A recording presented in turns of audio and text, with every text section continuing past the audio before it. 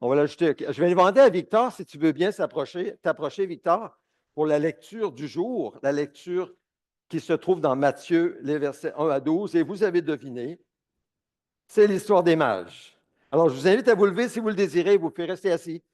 Matthieu, chapitre 2, versets 1 à 12. Victor, s'il vous plaît. Que Dieu bénisse sa parole.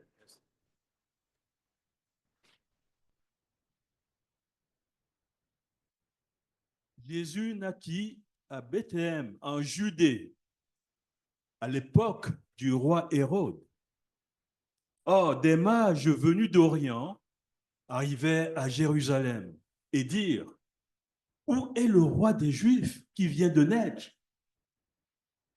En effet, nous avons vu son étoile en Orient et nous sommes venus pour l'adorer. Quand le roi Hérode apprit cela, il fut troublé et tout Jérusalem avec lui. Il rassembla tous les chefs des prêtres et spécialistes de la loi que comptait le peuple et leur demanda où le Messie devait naître. Ils lui dirent, à Bethléem, en Judée, car voici ce qui a été écrit par le prophète. Et toi, Bethléem, terre de Juda, tu n'es certes pas la plus petite parmi les principales villes de Juda, car de toi sortira un chef qui prendra soin d'Israël, mon peuple. Alors, Hérode fit appeler en secret les mages. Il s'informa soigneusement auprès d'eux du moment où l'étoile était apparue.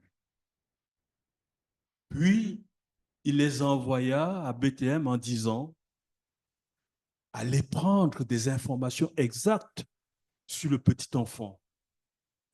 Quand vous l'aurez trouvé, faites-le moi savoir, afin que j'aille moi aussi l'adorer. Après avoir entendu le roi, ils partirent. L'étoile qu'ils avaient vue en Orient allait devant eux jusqu'au moment où, arrivée au-dessus de l'endroit où était le petit enfant, elle s'arrêta. Quand ils aperçurent l'étoile, ils furent remplis d'une très grande joie. Ils entrèrent dans la maison, virent le petit enfant avec Marie, sa mère, se prosternèrent et l'adorèrent. Ensuite, ils ouvrirent leur trésor et lui offrirent en cadeau de l'or, de l'encens et de la myrrhe. Puis, avertis dans un rêve de ne pas retourner vers Hérode, ils regagnèrent le pays par un autre chemin. Amen. Amen. Merci, Victor. Faites vous asseoir.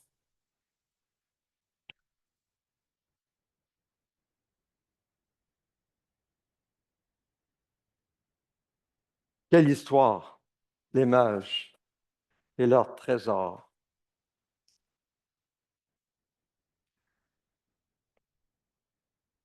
Vous savez, Dieu nous confie des trésors, de véritables trésors, pour prendre soin de nous, rencontrer nos besoins et pour aussi partager, pour rencontrer les besoins des autres. Dieu nous confie des trésors, toutes sortes de trésors.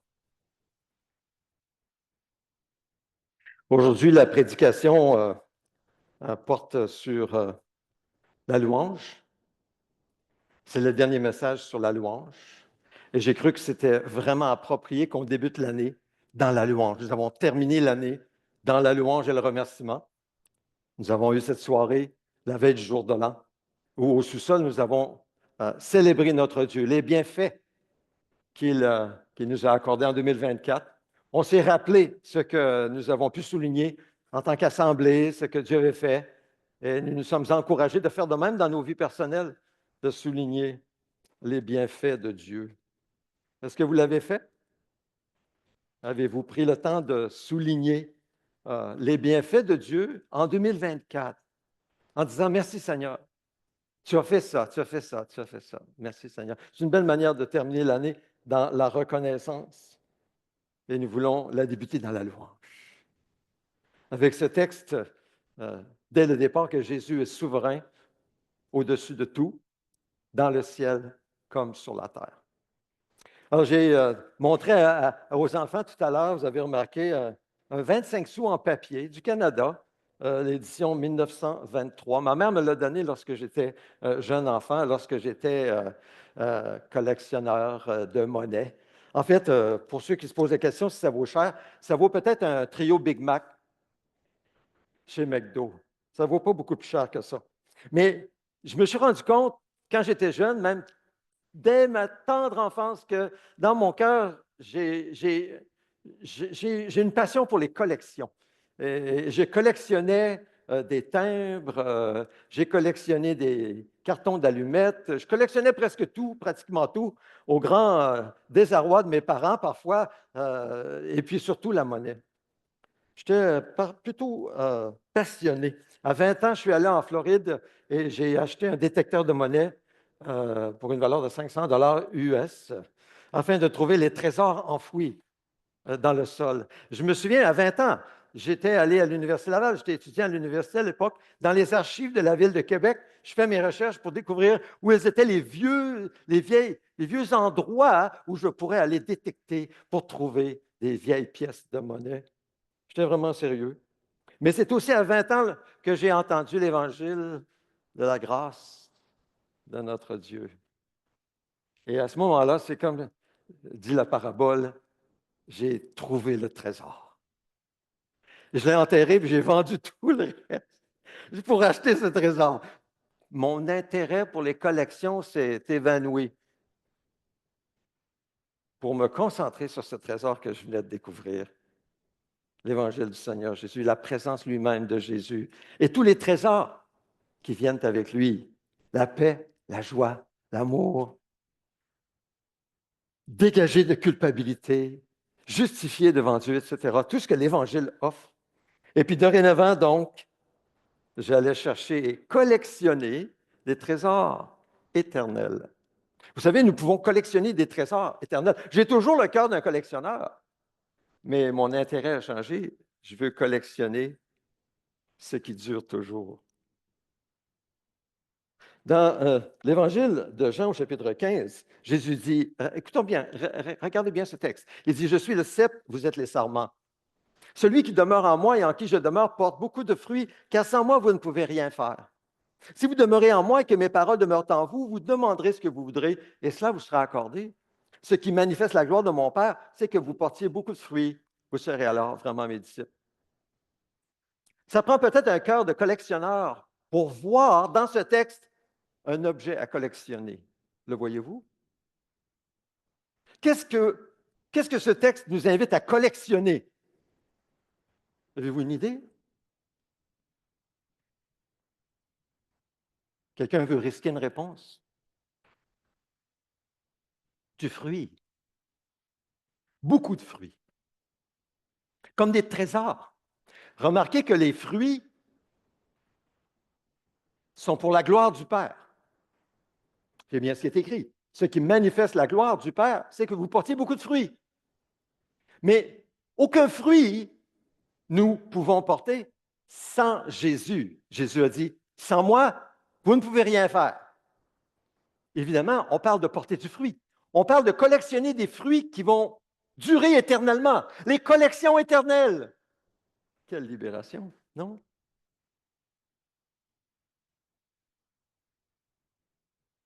Collectionnez-vous du fruit? Est-ce que votre prière en début de cette année 2025, c'est Seigneur, je veux que tu te manifestes dans ma vie tellement que je vais porter du fruit qui va durer jusque dans la vie éternelle. Ce que tu produis, Seigneur, n'est pas de ce monde. Ça ne s'évanouit pas en fumée. Ce n'est pas la vanité. Ça me dure. Ça va me garder pour toujours. Je trouve que c'est tout un défi pour moi, pour nous. Porter beaucoup de fruits pour la gloire du Père. Quelle aventure, n'est-ce pas? Quelle aventure! Et si nous pouvons discerner ce que Dieu veut produire dans nos vies comme fruit, nous pouvons alors le demander au Seigneur et il va nous l'accorder. C'est ce qu'il promet dans le texte. Si vous demeurez en moi et que mes paroles demeurent en vous, si nous demeurons en Jésus et ses paroles demeurent en nous, qu'est-ce qu'on va demander? On va demander ce qui correspond aux intérêts de Dieu. On va demander ce qui correspond aux fruits que Dieu veut que nous portions pour l'éternité. Et là, il dit, vous demanderez ce que vous voudrez et cela vous sera accordé. Donc, on a le Saint-Esprit qui est avec nous, qui veut nous aider à produire du fruit, pas juste un peu, beaucoup de fruits. Moi, je trouve que c'est un défi. Oh oui, ça vaut vraiment la peine d'abandonner ce genre de collection qui ne reste que pour quelques années et qui finalement s'est oublié. Donc, en ce début d'année, je vous pose la question, avez-vous pris des résolutions? Il y en a qui prennent des résolutions. Quelqu'un m'a écrit un courriel, j'ai pris telle résolution, je l'ai félicité. Je vais prier pour toi. C'est une bonne résolution. Il y en a qui n'en prennent pas. Il y en a qui disent, non, moi, je n'en prendrai pas parce que je ne pourrais pas les tenir. Pour toutes sortes de raisons. Mais est-ce que vous avez pris des résolutions? Qu'est-ce que vous aimeriez accomplir cette année? Qu'est-ce que vous aimeriez faire ou voir? Qu'est-ce que vous aimeriez voir s'accomplir? Pouvons-nous prendre des résolutions inspirées du Saint-Esprit, à l'écoute de Dieu, et dire, Seigneur, si tu m'accordes cette grâce, je veux le faire, je veux aller jusqu'au bout dans ce que toi tu as pour moi. Est-ce que les résolutions que vous avez prises s'accordent avec les intérêts de Dieu? Est-ce que ça correspond aux intérêts de Dieu ou seulement vos intérêts à vous? Basé sur ce que vous savez de la parole de Dieu, de la Bible, quels seraient les intérêts de Dieu pour vous cette année? Pour nous en tant qu'Église. Quels seraient les intérêts de Dieu pour nous en tant qu'Église, basés sur l'Écriture? Par exemple, grandir dans sa connaissance, grandir dans sa sagesse, grandir dans son amour en acte et en vérité, sa puissance. Vous savez que si nous demandons quelque chose de façon précise, qui correspond aux intérêts de Dieu, Dieu va nous le donner. On n'est pas dans le Ah, ben, j'espère que Dieu va. Non, non. La Bible dit nous avons auprès de lui cette assurance. Si nous demandons quelque chose conformément à sa volonté, il nous écoute. Ben oui, il veut faire sa volonté dans nos vies. Et si nous savons qu'il nous écoute, quelle que soit notre demande, nous savons que nous possédons la chose que nous lui avons demandée. Alors, qu'allez-vous demander au Seigneur cette année? Avez-vous déjà fait une liste? Je vais nous aider ce matin, plutôt cet après-midi. Je vais nous aider. Je vais distribuer dans quelques instants, je vais avoir besoin d'aide, d'un petit coupon où vous pourrez écrire, peut-être commencer aujourd'hui, peut-être un peu plus tard aujourd'hui, demain, cette semaine, ce que vous voulez demander au Seigneur, mais d'abord en écoutant ce que le Seigneur veut vous dire, le doux murmure. Seigneur, que veux-tu? Que veux-tu que je te demande? Quels sont tes intérêts pour moi cette année? Quelle est cette vision que tu me donnes? Et vous allez écrire ça précisément. Et c'est ce que vous allez prier cette année. Et nous allons prier ensemble, les uns pour vous, les uns pour les autres. Si vous voulez le partager à d'autres, on peut prier les uns pour les autres. On a une promesse merveilleuse du Seigneur. Là où 2 ou 3 sont assemblés en mon nom, je suis au milieu d'eux. Et à la fin du mois de janvier, nous allons vivre un sommet de prière où vous aurez l'occasion, si vous le désirez, personne n'est obligé, de prier les uns pour les autres, des petits groupes de 2 ou 3, où nous prierons ensemble les requêtes que le Seigneur vous a données à prier pour cette année. Voir la gloire de Dieu, la gloire du Père, porter du fruit, demander ce qu'il veut nous donner. Il nous assure que nous allons le recevoir. N'est-ce pas une manière excitante de débuter l'année? Moi, je commence à être excité. Alors, qu'allez-vous demander au Seigneur? Pouvez-vous écrire 3 requêtes? Oh, le nombre, c'est plus ou moins important. Ça peut être 30 si vous voulez. Mais ne serait-ce que 3 requêtes précises et les prier.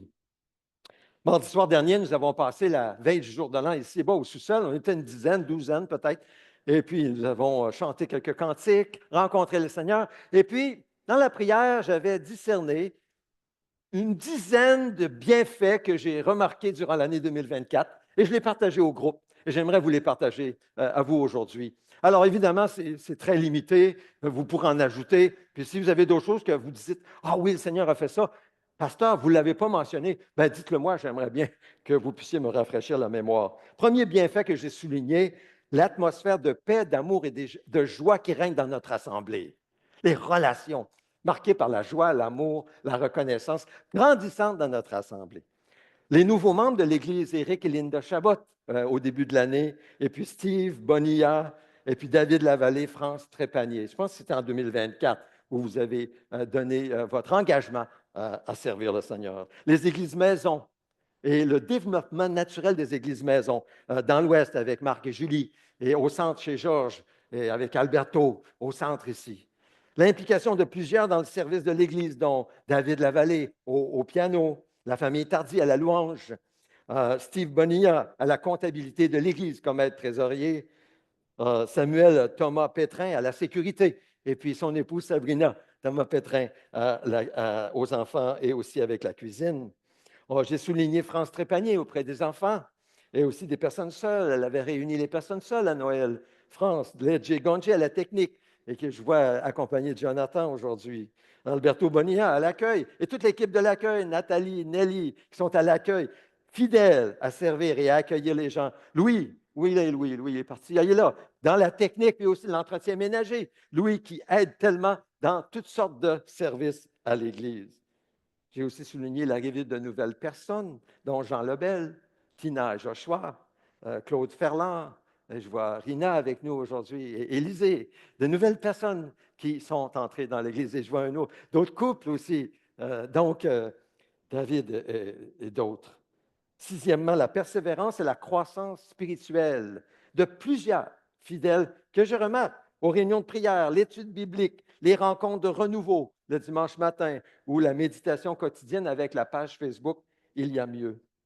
Et puis, on a souligné la fidélité du Seigneur dans les offrandes personnelles, comment Dieu a pourvu à nos besoins, mais aussi a pourvu un élan de générosité dans notre assemblée. Et ça, c'est l'œuvre de Dieu. C'est l'œuvre de Dieu. J'ai souligné notamment l'offrande Jeffrey, près de 5 000 pour l'Asie du Sud en 2024. L'achat de chèvres pour les pauvres du Niger, près de 3 000 les dons généreux envers les démunis du Burkina Faso, la famille de fidèles, près de plus de 5 000 10 paniers de Noël d'une valeur de 75 ont été distribués parce que les gens donnent au fonds de solidarité de l'Église. Ils le disent dans leur offrande, fonds de solidarité ou fonds de secours. Et ça va là. Et nous terminons en plus l'année avec 5 000 en surplus au niveau de notre budget à la fin du mois de novembre. Oui, c'est vrai que c'est de l'argent, mais on veut remercier le Seigneur, il pourvoit nos besoins. Non? Amen. On a aussi souligné les sommets de prière qui ont commencé à prendre de l'ampleur. J'en ai annoncé un pour la fin du mois. Et la pratique grandissante de jeûne. Je vais parler plus de jeûne dans les prochaines semaines jusqu'au sommet de prière. On a eu aussi le mur de prière où les gens pouvaient venir prier selon des requêtes de l'Église, la retraite de l'Église. On a eu une retraite en janvier, la retraite être libre. Et enfin, j'ai souligné l'opération. Je ne peux pas manquer ça, l'opération au genou de Margarita, qui était une bénédiction cette année. Amen. On va dire merci Seigneur.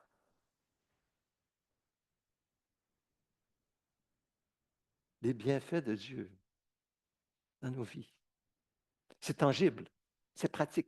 Et je sais que je n'ai pas tout mentionné. Vous pourriez vous lever, je suis certain qu'il y en aurait une dizaine qui pourraient se lever. Moi, je le dirais ça, moi, je le dirais ça. Mais on ne le fera pas à cause du temps. Mais n'hésitez pas à m'écrire un petit mot ou bien à me le dire tout simplement. C'est la pointe de l'iceberg. Alors, avez-vous fait une telle rétrospective pour vos vies personnelles? Le Seigneur se plaît à cela parce que ça vous rappelle à votre mémoire comment Dieu a pourvu et ça encourage votre foi à mettre votre foi en lui pour plus encore. On a besoin de s'encourager pour prier avec plus d'assurance et de foi parce que la foi est nécessaire, est essentielle même lorsque nous demandons à Dieu. Après avoir reçu l'assurance de ce que Dieu veut nous donner, nous prions. Dieu est bon, fidèle. Il ne changera jamais. Il est vivant, il est présent, il est puissant et il veut nous bénir plus que nous l'imaginons. Croyons-le. Il veut nous bénir, surtout lorsque nous prions ensemble. Je vous encourage à joindre les groupes de prière et à en former d'autres. Si vous vous dites, moi, le mardi midi, ça ne me donne pas bien. Oh, moi, le mercredi soir, ça ne me donne pas bien. Eh bien, formons-en d'autres. On peut le faire par Zoom. On connecte sur Zoom. Ce n'est pas aussi plaisant qu'ensemble maintenant. Tantôt, on va souhaiter la bonne année en terminant après la bénédiction. Ah, c'est bon, on souhaite la bonne année. Il n'y a rien de mieux que ça. Zoom ne bat pas ça, bien sûr. Mais c'est mieux que rien. Et on connecte et on prie ensemble. Et le Seigneur répond aux prières. Oh oui, il est plus puissant que Zoom, évidemment. L'apôtre Paul dit aux Éphésiens, à celui qui peut faire, par la puissance qui agit en nous, infiniment plus que tout ce que nous demandons ou pensons. Infiniment. À lui soit la gloire dans l'Église et en Jésus-Christ pour toutes les générations, au siècle et des siècles. Amen. Je souligne, dans l'Église. C'est dans l'Église qu'il fait ça. Ce n'est pas partout dans le monde, là, ailleurs que nous. Non, non, c'est ici. C'est dans notre assemblée. Alors, qu'allez-vous demander au Seigneur cette année? Avez-vous commencé à y penser? Qu'allez-vous lui demander personnellement? J'aimerais vous soumettre 5 grandes requêtes de prière pour l'Église. Alors là, c'est pour l'Église. Bien sûr, on pourra peut-être en ajouter une 6e ou une 7e. Peut-être, mais il y a 5 grandes requêtes que j'aimerais vous souligner et puis vous encourager à prier avec moi cette année pour notre assemblée. Puis-je vous demander de prier pour ces grandes requêtes durant l'année? Les voici, sont au tableau, sont derrière moi. D'abord, Seigneur, par ta grâce, accorde-nous d'acquérir et de développer l'attitude de te louer et de te remercier en toutes circonstances. Nous n'avons pas toujours cette attitude, n'est-ce pas? Oh non, nous ne l'avons pas toujours. Reconnaissons-le. Alors, donne-le-nous, Seigneur, c'est notre requête. Première. Deuxième, donne-nous de devenir une maison de prière pour tous. Donne-nous de croître dans la connaissance intellectuelle, savoir qui est Dieu selon sa parole, telle qu'il s'est révélé, mais aussi intime de Dieu. Donne-nous de nous aimer les uns les autres en acte et en vérité. Et donne-nous de porter les fardeaux les uns les autres pour accomplir ainsi la loi de Christ. Qu'est-ce que vous en pensez?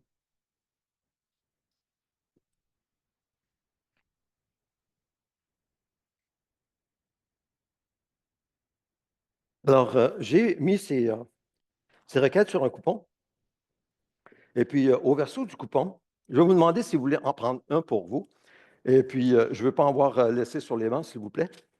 Apportez-le avec vous pour prier. Mettez-le dans votre Bible ou là où vous voulez pour vous le rappeler, sur votre frigo si vous voulez. Mais je vous invite, peut-être pas sur le frigo, parce que moi, quand les choses sur le frigo, je ne pense pas à ça. Mais quand c'est sur mon bureau, alors là, j'y pense plus souvent. Alors, j'ai besoin de peut-être 2 volontaires pour distribuer mes petits coupons.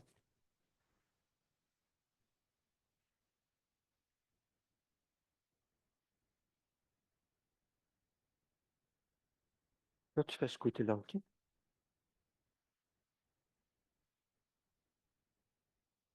Alors, sur un côté du coupon, vous avez tout simplement les demandes que vous avez au tableau. Et puis l'autre côté, c'est très simple, c'est écrit mes demandes personnelles en 2025. Et puis là, je n'ai pas mis 1, 2, 3, 4, 5, c'est simplement des lignes. C'est à vous à les écrire. Mais alors, c'est à vous à remplir ce coupon. C'est pour vous. Et puis, vous serez invité à partager pour qu'on prie pour vous. Je vous rappelle ce que Jésus a dit. Écoutons bien, demandez et l'on vous donnera. Jésus nous encourage à demander, demander. Et quand on l'écrit, ça devient plus précis, ça devient plus concis. Demandez et l'on vous donnera. Cherchez, vous trouverez. Frappez, l'on vous ouvrira. En effet, toute personne qui demande reçoit. Celui qui cherche trouve et l'on ouvre à celui qui frappe. Qui parmi vous donnera une pierre à son fils s'il lui demande du pain? Ou s'il demande un poisson, lui donnera-t-il un serpent? Si donc mauvais comme vous l'êtes, vous savez donner de bonnes choses à vos enfants, votre Père céleste donnera aussi d'autant plus volontiers de bonnes choses à ceux qui les lui demandent. Nous donc célébrer Noël, et puis c'est probablement votre coutume aussi. On s'échange des cadeaux. Nous, on a eu notre petite fille, Charlotte de la Virginie, avec notre fille Mélissa, puis on avait les petits-enfants de Christina. Puis on a des cadeaux. Bon, ça nous fait plaisir de donner des cadeaux. Mais vous savez, nos cadeaux, là, c'est tout un travail de choisir des bons cadeaux. Et le plus ils grandissent, le plus c'est difficile. Le plus c'est difficile. Et là, quand ça est tellement grand, là, on donne des cartes cadeaux, là, c'est plus facile. Mais ce n'est pas facile de donner des cadeaux à des enfants qui sont assez vieux. Mais qu'est-ce qu'on veut faire? On va essayer de trouver leurs intérêts, on va essayer de voir qu'est-ce qu'ils aiment, puis on va essayer de voir si ça rentre dans notre budget. Pas toujours ce qu'ils nous demandent. Hé, grand-papa, regarde ce que j'ai vu, 150 $. Oh, ouais, ouais. Tu, tu veux faire 3 Noëls ou quoi, là? Alors, ce n'est pas toujours ce qu'ils veulent, mais on donne de bonnes choses, des choses qu'ils aiment, des choses qui vont être bonnes pour eux, non? Alors, nous, on est pécheurs, on a plein de manquements. Imaginez notre bon Père céleste, quand il vous regarde, quelle bonne chose il veut vous donner. Alors Jésus dit, demandez et vous recevrez. Demandez. Donc, demandez avec intelligence, demandez en discernant ce que vous croyez que Dieu veut vous donner. Et demandez-le. Demandez-le. Croyez Dieu, prenez-le au mot. Prenez-le au mot. Et ça nous amène dans notre première grande requête de prière pour l'année 2025, et là je vais parler un peu plus de la louange, c'est-à-dire d'acquérir et de développer l'attitude de te louer et de te remercier en toutes circonstances. Ces dernières semaines, nous avons vu quatre grands sujets sur la louange. Ça, c'est celui qu'on va voir aujourd'hui. Il nourrit notre foi pour prier avec persévérance. Il nourrit notre foi pour prier avec persévérance. On a vu que Dieu est digne de nos louanges, toutes nos louanges. La louange est un sacrifice convenable à offrir au Seigneur. La louange fait entrer dans la présence intime de Dieu. La louange nous amène à expérimenter la joie et la paix du Seigneur. C'est tellement merveilleux, la louange. C'est un outil, c'est une discipline spirituelle. Ça prend un effort de louer Dieu. Moi, souvent, je vais écouter de la louange, puis je la laisse entrer dans mon esprit, et puis ça m'aide. Pourquoi? Parce que naturellement, ça ne viendra pas nécessairement. Donc, c'est une discipline, ça prend un effort, mais quand on rentre dans l'effort, on obéit. Le plus on le fait, le plus on rentre dans la louange, et c'est une bénédiction parce que nous entrons dans la présence de Dieu. Ne négligez pas la louange et le remerciement dans votre temps avec Dieu. Remercions le Seigneur, louons le Seigneur, entrons dans sa présence dans la louange. C'est ce que le psalmiste dit dans Psaume 95, versets 2 à 3. Il dit, allons au-devant de lui avec des louanges, faisons retentir des chants en son honneur, car l'Éternel est un grand Dieu, il est un grand roi au-dessus de tous les dieux. Le Seigneur est proche. Le Seigneur est proche. Jésus revient. Et le psalmiste nous dit, allons devant de lui avec des louanges. Que le Seigneur puisse, lorsqu'il reviendra, nous trouver en train de le louer, en train de le remercier. Allons devant de lui dans la louange. Acquérons donc et développons l'attitude de le louer et de le remercier en toutes circonstances. Pas pour toutes circonstances. Il y a des circonstances qui sont mauvaises. On ne le remercie pas pour la circonstance mauvaise. On le remercie en toutes circonstances, même dans la circonstance qui est mauvaise. Pourquoi? Parce que Dieu est souverain. Il sait ce qu'il fait. Il est un Dieu qui est bon et fidèle. Et il a un plan. Et à la fin, nous allons comprendre.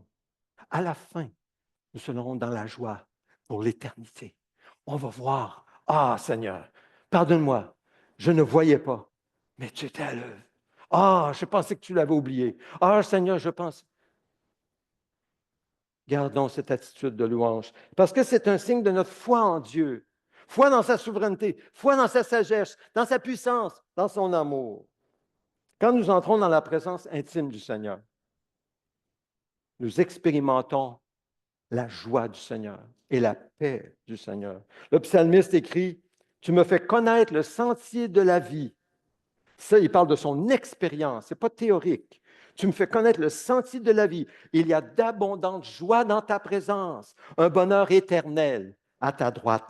Psaume 16, verset 11. Et Paul dira à l'Église de Rome que le Dieu de l'espérance vous remplisse de toute joie et de toute paix dans la foi, pour que vous débordiez d'espérance par la puissance du Saint-Esprit. Romains 15, verset 13. Donc, la joie du Seigneur vient par la louange. La paix du Seigneur vient par la louange. Et aussi l'espoir du Seigneur vient par la louange. Néhémie, il avait tout un projet. Hein? Il avait été appelé de Dieu pour pouvoir reconstruire Jérusalem qui était détruite, il était en ruine, avec des ennemis qui ne voulaient pas que Jérusalem soit reconstruite et qui les ont finalement attaqués. Néhémie obéit au Seigneur, même si le peuple est plus ou moins convaincu, il vient. Et là, quand il vient voir la ville avec le groupe de gens qui avaient eu à cœur de revenir, parce que ce n'est pas tout le monde qui sont revenus d'exil. Il y en a qui sont restés là, ils étaient bien, ils avaient bâti leur maison, ils allaient rester en Babylonie. Mais il y a un groupe qui voulait revenir, même dans une ville. Et ceux qui avaient connu la gloire de Jérusalem avant la déportation pleuraient. C'était triste, ils étaient déprimés. Ils voyaient tout ce qui s'était passé et ils étaient déprimés. Alors, qu'est-ce que Néhémie leur dit? Allez manger un bon repas et boire des liqueurs douces, en envoyant des parts à ceux qui n'ont rien préparé. Car ce jour est un jour saint pour notre Seigneur. Ne soyez pas tristes, car c'est la joie de l'Éternel qui fait votre force. La joie de l'Éternel fait votre force. Mais elle vient d'où la joie de l'Éternel? Ben, elle vient de l'Éternel. Elle vient du Saint-Esprit. La joie du Seigneur vient de lui. Donc, dans la louange, nous goûtons et nous recevons la joie. Mais ça devient notre force. Notre force dans la prière. La connaissance intime du Seigneur produit la joie, la paix, la force. C'est la troisième grande requête que nous avons discernée pour notre assemblée, c'est-à-dire croître dans la connaissance intellectuelle et intime de Dieu. Croître dans la connaissance de Dieu. C'est notre grande requête, la troisième. L'espérance de connaître la joie, la paix, la force du Seigneur nous donne une grande assurance et la foi qui est nécessaire, qui est essentielle pour la prière. C'est essentiel de recevoir du Seigneur ce qu'il désire nous donner par grâce. Et il veut nous le révéler quand nous prenons du temps suffisamment avec lui pour le discerner, pour être à son écoute. Nous pouvons le discerner. Il parle avec son doux murmure. Le sage disait, dans Proverbe 13, verset 12, un espoir différé rend le cœur malade, mais un désir accompli est un arbre de vie. C'est quoi un désir accompli? C'est une requête répondue. Alors, quand on a demandé quelque chose selon la volonté de Dieu, et Dieu nous a répondu, vous l'avez vécu. Là, tout d'un coup, vous êtes rempli de vie, vous êtes rempli de force. Là, vous avez le goût de prier, là, vous avez plus de foi. Ah oui, un désir accompli est un arbre de vie. Quand Dieu répond à nos prières, qu'il nous a mis à cœur de prier lorsque nous étions dans sa présence intime, nous sommes remplis de la vie de l'Esprit, la vie abondante, comme dit Jésus. Et notre force se renouvelle. C'est ce qu'Ésaïe voulait dire lorsqu'il a écrit ces mots. Les adolescents se fatiguent et s'épuisent. Les jeunes gens se mettent à trébucher, mais ceux qui comptent sur l'Éternel renouvellent leur force. Ils prennent leur envol comme les aigles. Ils courent sans s'épuiser, ils marchent sans se fatiguer. Ceux qui comptent sur l'Éternel renouvellent leur force. L'essentiel est là, c'est là où on doit tourner nos yeux. Quand vous avez l'impression que vous n'avez plus de force, vous n'avez plus le goût, c'est de tourner vers Dieu, vos yeux vers l'Éternel en disant, Seigneur, je compte sur toi, même si tout en moi dit, déprimé, découragé, je compte sur toi, Seigneur. Lorsque nous sommes remplis d'espoir, à ce moment-là, qui vient de la présence intime de Dieu, notre foi se renouvelle et nous pouvons demander donc des prières remplies de foi. Et la parole de Dieu dit, or la foi, c'est la ferme assurance des choses qu'on espère, la démonstration de celles qu'on ne voit pas. Et nous recevons donc par la foi cette énergie spirituelle de prier avec ferveur et avec une espérance, en priant, demandant ce que le Seigneur nous a montré et ainsi en ayant l'assurance qu'il nous l'accordera si nous continuons à prier et à compter sur lui. À sa manière. Donc, c'est notre deuxième grande requête collective, de devenir une maison de prière. Je suis sérieux. Je vous encourage à prier les uns pour les autres et avec les autres. Oui, dans vos temps personnels. Moi, j'ai une liste de prières. Je vais prier pour vous. Je prie pour vous. Régulièrement. Partagez-moi vos requêtes précises. Je vais prier pour vous. Et si vous me dites confidentiel, aucun problème. Confidentiel. Personne ne va savoir. Je vais prier pour vous. Faites-moi confiance. Mais partagez. Gardez pas ça juste pour qu'on puisse prier ensemble et voir la gloire de Dieu dans nos vies. Sixième point, dernier point que je veux souligner rapidement. La louange est une arme spirituelle offensive contre les forces du mal. Et c'est un point, je ne peux pas aller passer sous silence ce point trop important. Il y a quelques semaines, Fidèle a apporté un message sur l'armure du chrétien. Souvenez-vous de ce qu'il a apporté.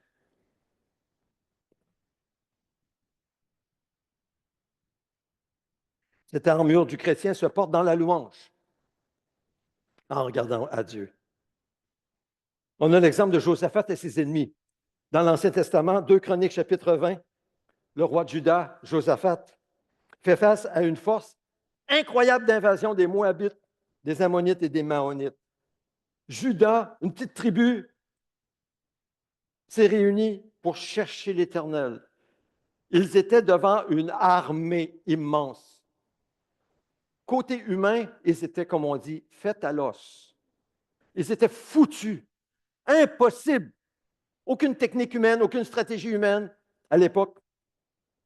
Alors, Judas se réunit, il cherche l'Éternel, il crie à Dieu, il le supplie dans la prière.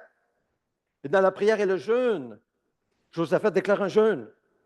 Il dit au Seigneur qu'ils sont impuissants contre une si grande armée ennemie, tout en affirmant en même temps que leurs yeux sont tournés vers le Seigneur. Le Seigneur leur répond gracieusement par un prophète du nom de Jacaziel, les exhortant à écouter, à ne pas avoir peur. Et il leur dit, je cite, « N'ayez pas peur, ne vous laissez pas effrayer devant cette foule nombreuse, car ce ne sera pas vous qui combattrez, ce sera Dieu. Demain, descendez contre eux. » Ouh, la foi! Descendez contre eux. Vous n'aurez pas à mener ce combat. Prenez position, tenez-vous là, et vous verrez la délivrance que l'Éternel vous accordera. Qu'est-ce que vous auriez fait? Comment vous vous seriez senti? Ouf, ouf. Allez, descendez contre eux, mais ne bougez pas. Restez là. Humainement, ça n'a pas de sens. Mais ils l'ont fait par la foi.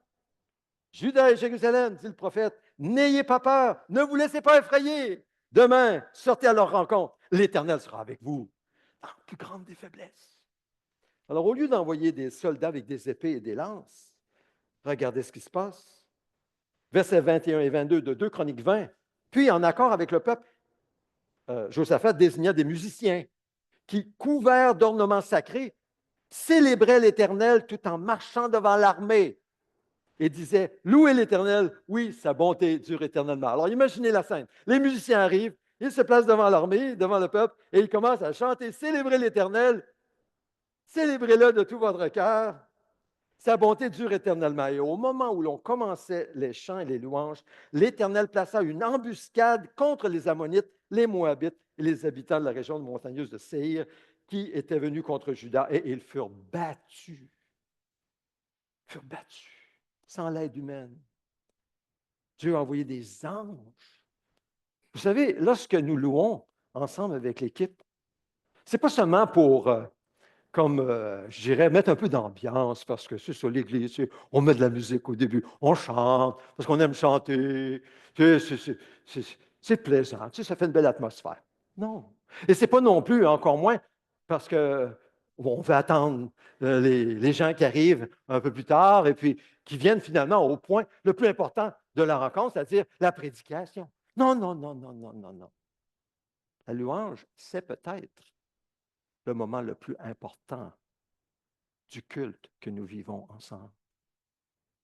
Et ça, ce n'est pas pour simplement vous encourager d'être avant l'heure que je dis ça, mais c'est parce que c'est là où, dans la louange, la vraie louange, la louange biblique, la louange unie à Jésus, la louange remplie de l'Esprit, la louange où on loue Dieu de tout notre cœur, que le Seigneur envoie des anges pour éloigner l'ennemi. On ne voit pas le travail de l'ennemi dans nos vies. On ne le voit pas dans la vie de nos enfants non plus. On ne voit pas le travail de l'ennemi dans la vie de nos collègues, de nos amis, de nos voisins, peu importe. On ne le voit pas dans nos propres vies. L'ennemi se cache. Il me fait penser un peu à ce qu'on vient d'entendre au sud de la frontière, où une église a été brûlée et le groupe Anonymous a dit que c'était eux qui avaient brûlé une église chrétienne qui loue Dieu. Ça me fait penser à l'ennemi. Anonymous, caché. Vous ne saurez pas c'est qui. Et l'Église qui s'envole en fumée par un acte de violence injuste. Alors, on ne voit pas ce que l'ennemi fait, il se cache. Mais la louange permet à Dieu d'intervenir dans nos vies, là où l'ennemi est à l'œuvre pour éloigner l'ennemi. Et les démons doivent partir. Vous savez pourquoi? Parce que les démons ne peuvent pas durer longtemps dans une ambiance où les cœurs en Christ louent Dieu humblement en comptant sur l'Éternel. La louange, c'est une arme. C'est une arme que nous devons prendre et développer en 2025. Partout dans les églises maisons, partout dans les groupes, dans notre assemblée, en tout lieu. Pensons finalement, et je termine avec cela, David et sa harpe. David, le roi Saül était agacé et rongé par un esprit mauvais qui le hantait. Pourquoi? Parce qu'il avait permis au diable un point d'ancrage dans sa vie. Il avait désobéi à la voix de l'Éternel et il a permis à Satan d'entrer dans sa vie et comme bâtir une forteresse. Et Satan, quand on sert Satan, là, il paye toujours, mais ça fait mal. Et Saül a goûté. Qu'est-ce que ça signifie? D'ouvrir sa vie à Satan et de ne pas obéir à l'Éternel jusqu'au bout. Alors, quand David venait avec sa harpe, c'est écrit, lorsque le mauvais esprit envoyé par Dieu était sur Saül, David prenait la harpe et en jouait. Et il louait le Seigneur. David avait un cœur d'adorateur. Et Saül se calmait, alors se sentait mieux. Pourquoi? Parce que le mauvais esprit s'en allait. Et le mauvais esprit s'éloignait de lui, dit le texte. Voyez-vous?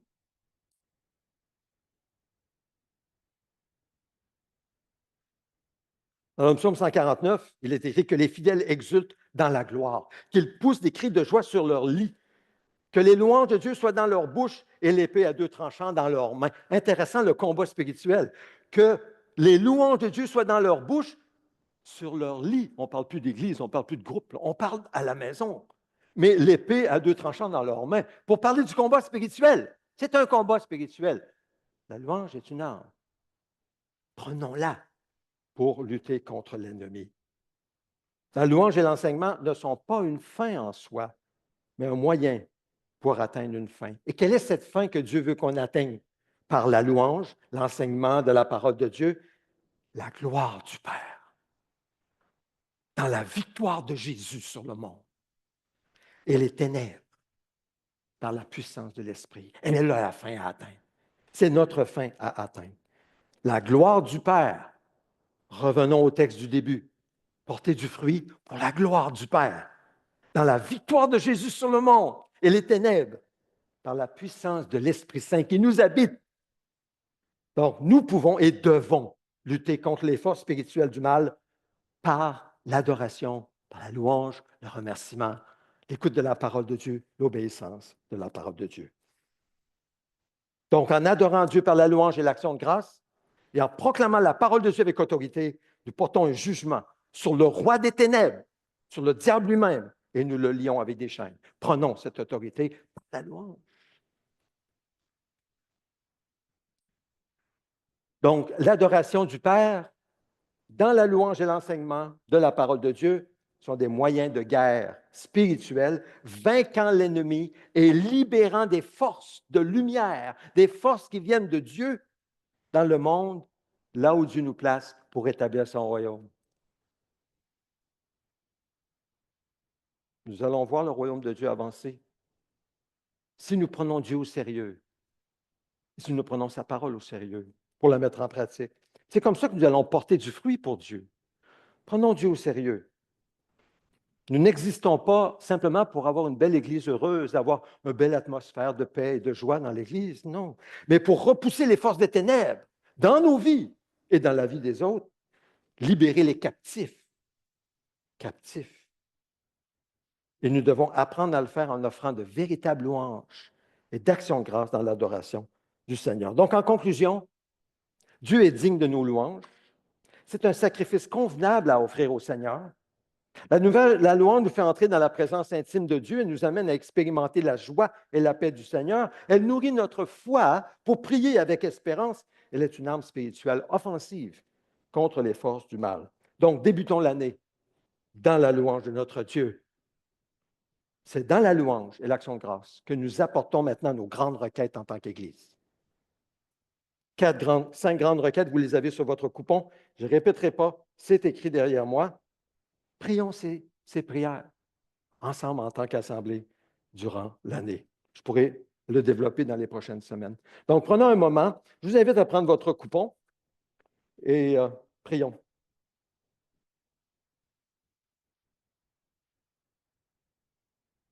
Saint-Esprit de Dieu, merci pour ta parole. Tu l'as inspirée.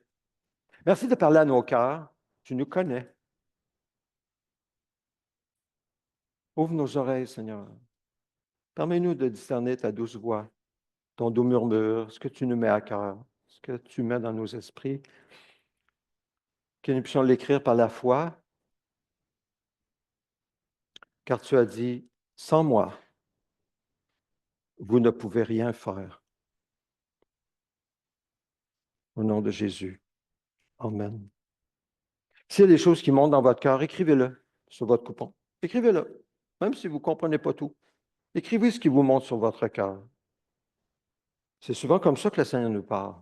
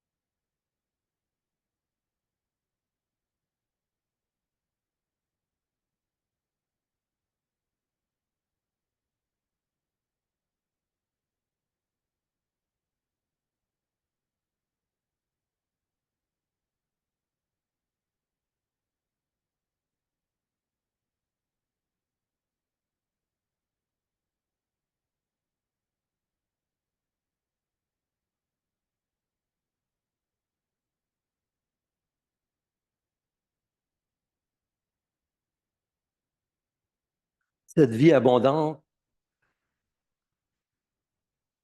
que le Seigneur a pour chacun de nous est possible à cause du sacrifice de Christ Jésus à la croix. La réponse à nos prières, l'assurance que nous pouvons avoir vient du fait qu'en Jésus-Christ, Dieu nous déclare juste par grâce. C'est par grâce que nous sommes sauvés, par le moyen de la foi. Ça ne vient pas de nous, c'est le don de Dieu. Donc, au nom de Jésus, prions et prenons un moment maintenant pour le remercier en participant au repas de communion.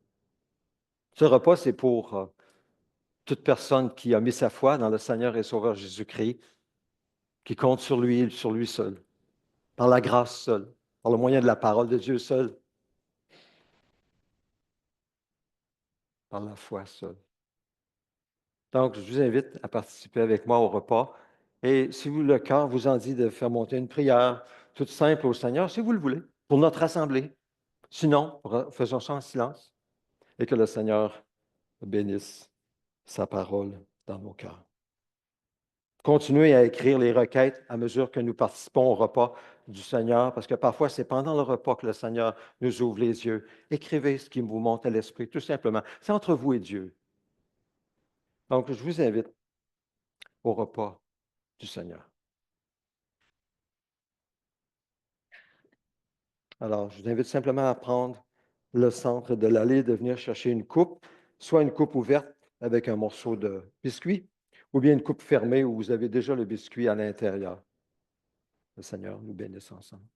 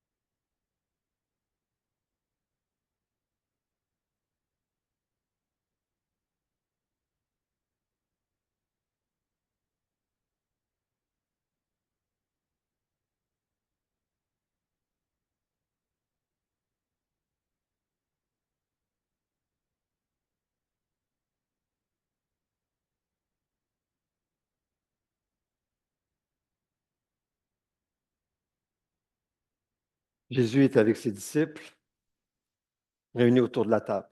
On est un peu comme eux aujourd'hui, réunis autour dans ce bâtiment.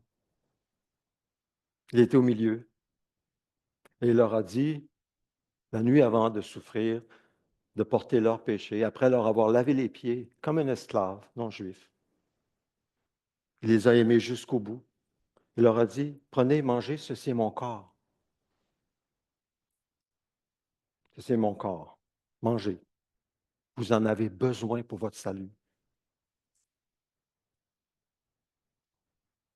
Prenons-en tous, en sachant qu'en Christ, en esprit, c'est son corps, bien que ça demeure du pain. Prenons-en tous.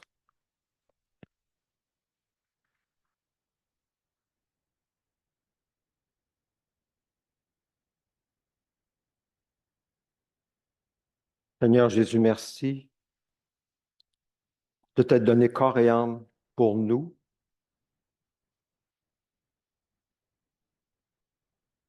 Sur la croix du Calvaire.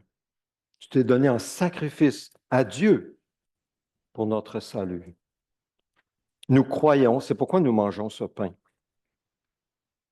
Et merci pour les assurances que tu nous donnes dans cette nouvelle alliance, scellée par ton sang.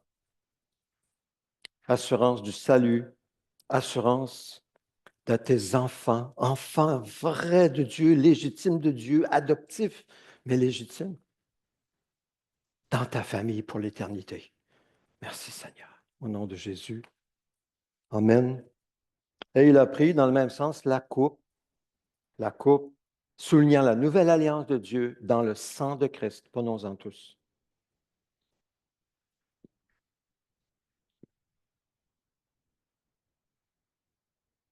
Notre Dieu, notre Père, entends nos prières en tant qu'Église et nos prières personnelles. Entends nos prières et réponds, Seigneur, en ton temps, à ta manière. Seigneur, donne-nous d'acquérir et de développer cette attitude de te louer et de te remercier en toutes circonstances afin d'être délivrés de nos ennemis spirituels et du péché dans nos vies. Seigneur, par ta grâce, accorde-nous de devenir une maison de prière pour tous. Seigneur, par ta grâce, donne-nous de croître dans la connaissance intellectuelle, mais intime de Dieu, puissante, connaissance de vie, car tu as dit que te connaître, c'est la vie éternelle. Seigneur, accorde-nous de nous aimer les uns les autres en acte et avec vérité. Inspire en nous ces actes d'amour et qui sont vrais, basés sur ta parole. Et que nous soyons ainsi un témoignage dans ce monde. Et enfin, Seigneur, accorde-nous de porter les fardeaux les uns des autres pour accomplir ainsi la loi de Christ. Ô Père, en Jésus, produis ces œuvres préparées d'avance pour nous individuellement, personnellement et aussi en tant qu'Église. Des œuvres qui vont te glorifier dans nos vies, des œuvres qui vont nous étirer, qui vont nous demander de faire des pas de foi, qui sembleront au début peut-être inconfortables, mais qui à la fin seront glorieux et merveilleux. Et nous serons dans la joie.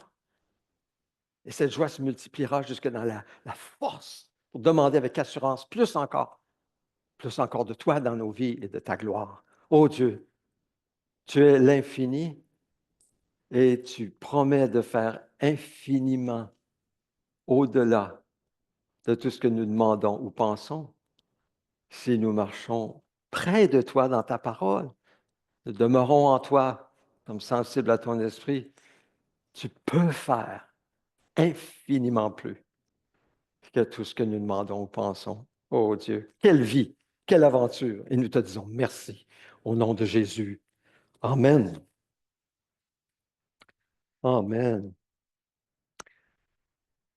Je vais remonter pour la fin du culte. Je vais vous inviter à vous lever avec moi, mais non, j'allais oublier quelque chose. Vous savez, on prie pour nous, et c'est correct, c'est vrai, c'est bien. Mais j'ai reçu cette semaine une vidéo, ça dure seulement 4 minutes. J'aimerais qu'on la regarde ensemble. Il s'agit de Barnabas. Vous savez, vous vous souvenez le dimanche de l'Église persécutée? On a parlé de cet homme qui parlait de ces gens déplacés au Nigeria, Église persécutée. Ils étaient dans une situation déplorable. On a de belles nouvelles aujourd'hui, très encourageantes. Les frères et sœurs comme vous et moi se sont levés pour donner. Alors écoutons le témoignage de cette vidéo. Quand nous faisons face à ces épreuves, c'est comme si le monde entier nous avait oubliés. Mais avec ceci, cela nous montre qui. Quand nous faisons face à ces épreuves, c'est comme si le monde entier nous avait oubliés. Mais avec ceci, cela nous montre qu'il y a des gens là-bas, des chrétiens, qui se souviennent de leurs frères et sœurs en souffrance. Pour cela, nous sommes reconnaissants. Cela nous permet de tenir ferme, de rester vivement attachés à Christ. Bonjour à tous. Dans notre vidéo précédente sur le pasteur Barnabas et les chrétiens déplacés, on vous a laissé un peu en suspens. Alors aujourd'hui, on vient vous donner des nouvelles de Barnabas et de sa famille, et surtout vous montrer l'impact qu'ont vos dons pour les chrétiens déplacés d'Afrique subsaharienne. Donc, lors de notre tournage, le frère de Barnabas a été attaqué. Heureusement, il a pu sortir de l'hôpital et se remet petit à petit de sa blessure à la jambe. Pour rappel, en Afrique subsaharienne, des millions de chrétiens sont actuellement déplacés à cause de la violence des groupes terroristes. Beaucoup vivent dans des camps de déplacés, dans des abris de fortune, sans accès suffisant à l'eau et à la nourriture. Et quand ils essayent de retourner chez eux pour récupérer de quoi manger, ils se font attaquer à nouveau, comme l'a été le frère de Barnabas. Mais grâce à vos dons, nous pouvons leur apporter de l'aide. L'aide humanitaire au Nigeria, dont le pasteur Barnabas et sa famille ont bénéficié, s'est déroulée en 2 phases. La première étant une distribution de nourriture et d'articles de première nécessité aux personnes déplacées. 4 765 familles ont reçu de la nourriture, maïs, riz, haricots, huile de palme et de l'argent pour d'autres condiments, en quantité suffisante pour une durée de 3 mois. Ils ont aussi reçu du soutien et des soins post-traumatiques. J'ai fui dans ce camp, dis-toi. Nous, les occupants de ce camp, souffrons vraiment. Vous êtes venus et vous nous avez apporté à manger. J'en suis très heureuse. Tout ce que vous nous avez distribué hier. Quand j'ai passé le portail et que j'ai vu toutes ces choses alignées au sol, j'ai dit, nous aussi, on va bien manger. Les chrétiens ont également reçu une Bible chacun pour qu'ils puissent tenir ferme spirituellement. Tout cela a aidé les familles déplacées à ne pas désespérer, à trouver de l'espoir et de la force dans le désert qu'ils traversent. Cette aide avait déjà commencé quand on a tourné l'interview de Barnabas. Je veux profiter de cette opportunité pour vous remercier de votre action. Ça nous a été d'une grande aide. Ceux qui sont venus ont pris soin de nous, comme des frères et sœurs, comme des mères et des pères. Beaucoup de gens ici étaient mourants, malades, sans nourriture. Ils nous ont donné des provisions suffisantes. La deuxième phase de notre action, c'est d'apporter une aide sur le long terme. Une deuxième vague d'aide humanitaire a été acheminée dans l'état de Benue. Mais en plus de ça, une formation a été mise en place pour aider les déplacés à lancer des petits commerces et des activités qui généreront du revenu pour eux et leur communauté. L'épouse du pasteur Barnabas a été sélectionnée pour ce projet. Quand on est retourné voir Barnabas, il nous a dit « Je suis heureux et reconnaissant que vous ne nous ayez pas abandonnés comme ça. Ma femme voulait apprendre un métier manuel, mais il n'y avait pas d'argent pour la parrainer. Maintenant, elle peut être formée gratuitement. Mes enfants sont retournés à l'école grâce au soutien que j'ai reçu de votre association. »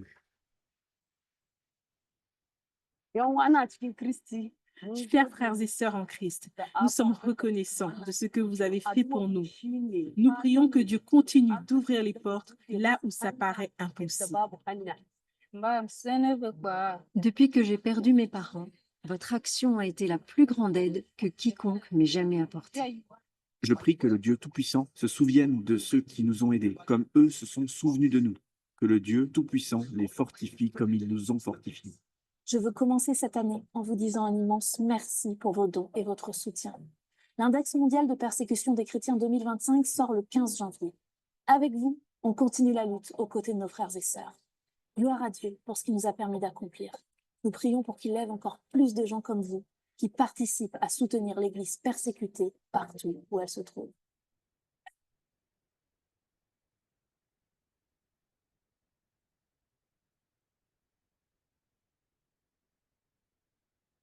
Amen. Amen. Alors, l'association dont il parle, c'est Porte ouverte. Donc, c'est de ça dont on parle ici. Et on veut penser aussi à ceux qui sont persécutés. Donc, nous allons terminer le culte avec la prière du Notre Père que nous prions à chaque semaine ici parce que nous croyons que c'est important. C'est une prière de vie. Prions ensemble. Notre Père céleste, prions ensemble. On se lève.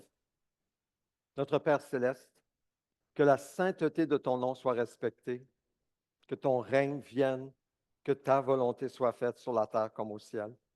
Donne-nous aujourd'hui notre pain quotidien.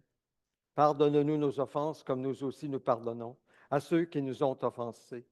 Ne nous expose pas à la tentation, mais délivre-nous du mal et du malin. Car c'est à toi qu'appartiennent dans tous les siècles le règne, la puissance et la gloire. Amen. Amen. Alors, vous pouvez vous asseoir. Prochaine diapo. Quelques annonces en terminant. Alors, mardi, nous reprenons la prière sur Zoom à midi. Alors, joignez-vous à nous si c'est possible pour vous, le mardi midi. Si vous n'avez pas le lien Zoom, venez me parler tout de suite après. Mercredi soir, nous reprenons aussi la prière à 19 h, encore sur Zoom.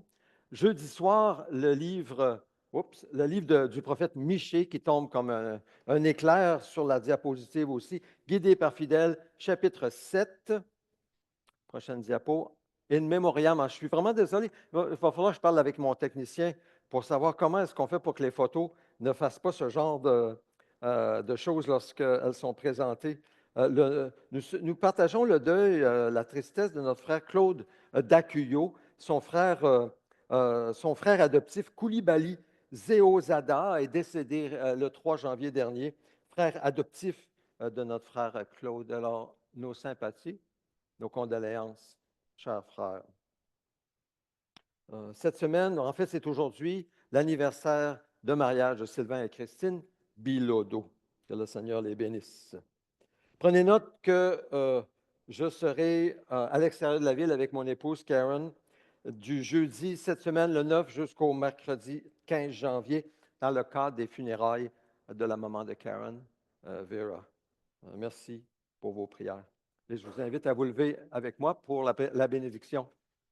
Recevons cette bénédiction en ce début d'année.